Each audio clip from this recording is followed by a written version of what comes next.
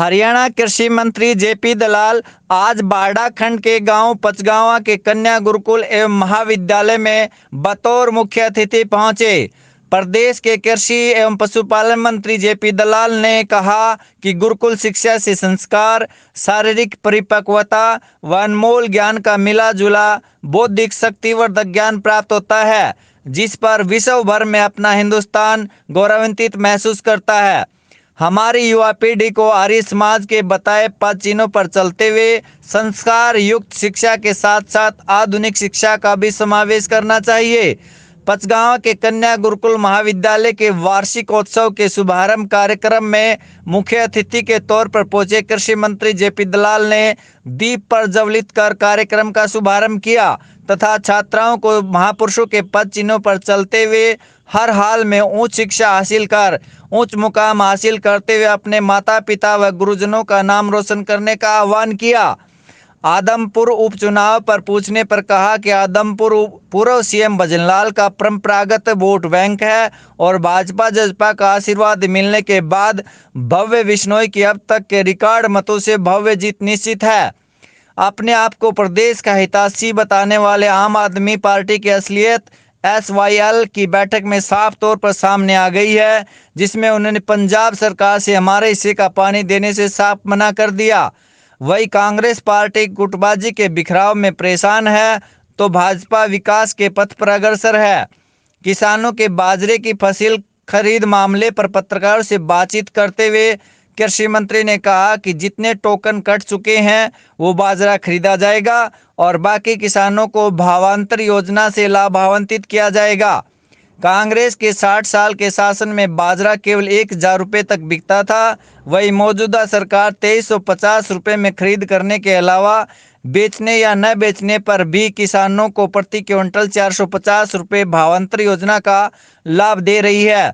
कांग्रेस शासन के 10 साल के दौरान जितना अनाज खरीदा गया था उतना लाभ तो बीजेपी सरकार ने भावांतर योजना से दिया।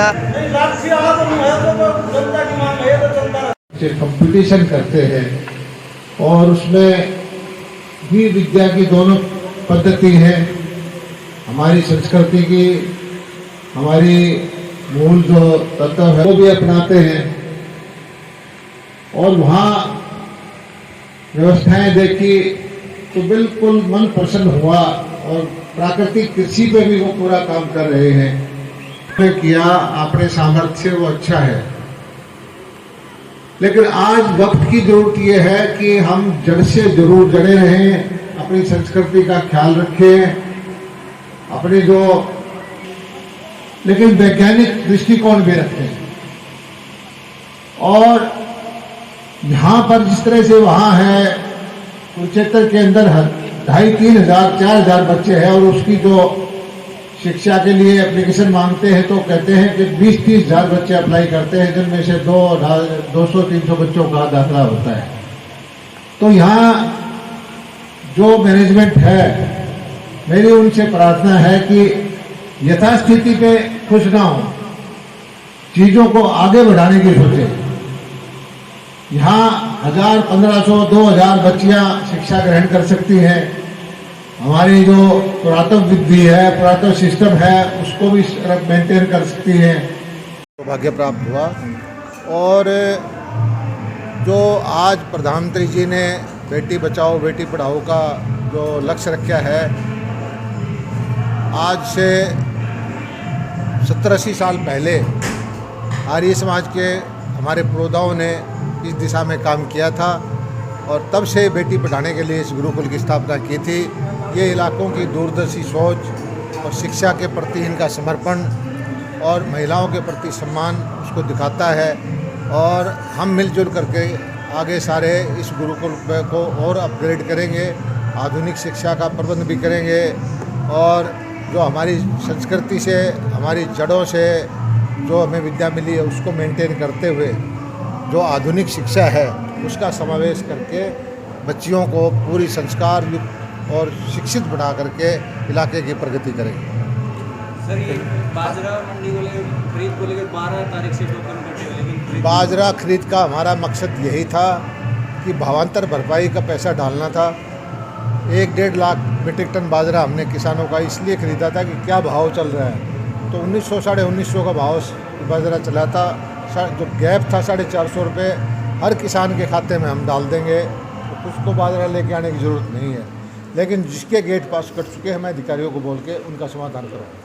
एक सर आदमपुर इलेक्शन सिर पर आप प्रभारी उनके तौर पर क्या करें? आदमपुर इलेक्शन तो आज तक भजनलाल परिवार का जब से चुनाव हुए हैं उनके परिवार से जीतता आया। एक तरफा चुनाव है, इसमें कोई मुकाबला नहीं है। अब तो उनका प्रभाव भी है, भाजपा का साथ है, जजपा का साथ है, तो एक तरफा ही चुनाव लोग कहते हैं कि कोई इसमें मुकाबले की बात नहीं। का आखिरी क्वेश्चन है, कल दोनों सीएम हरियाणा पंजाब को पानी के मुद्दे को लेकर बैठे थे, तो क्या ये देश का भी दुर्भाग्य है और हरियाणा के किसानों की हालात को जो आम आदमी पार्टी के नेता है वो नहीं समझ रहे। और एसवाईएल पे जितनी राजनीति हुई है, हमारे प्राकृतिक संसाधन पानी पाकिस्तान चला जाता है और हमारे रेतीले टीले सूखे पड़े हैं। मैं समझता हूँ कि इससे बुरी बात देश के लिए कोई हो नहीं सकती।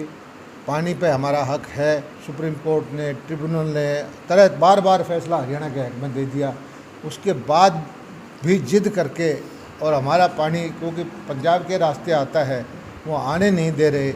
और सबसे बड़ा दुख मुझे केजरीवाल जी से है, जो हरियाणा के रहने वाले हैं, सिवानी के रहने वाले हैं। उनको हरियाणा के किसान की चिंता करनी चाहिए और जो हमारा हक है वो दिलवाना चाहिए। और जो कदम वो उठा रहे हैं, जो उन्होंने ये रख रखा है कि भाई पंजाब में पानी ही नहीं है, ये दुर्भाग्यपूर्ण है।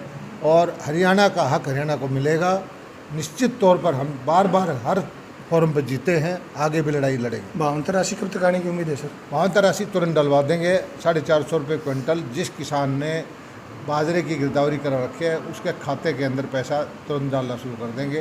वेरिफिकेशन का काम चल रहा है, वेरीफाई होते ही जल्दी से जल्दी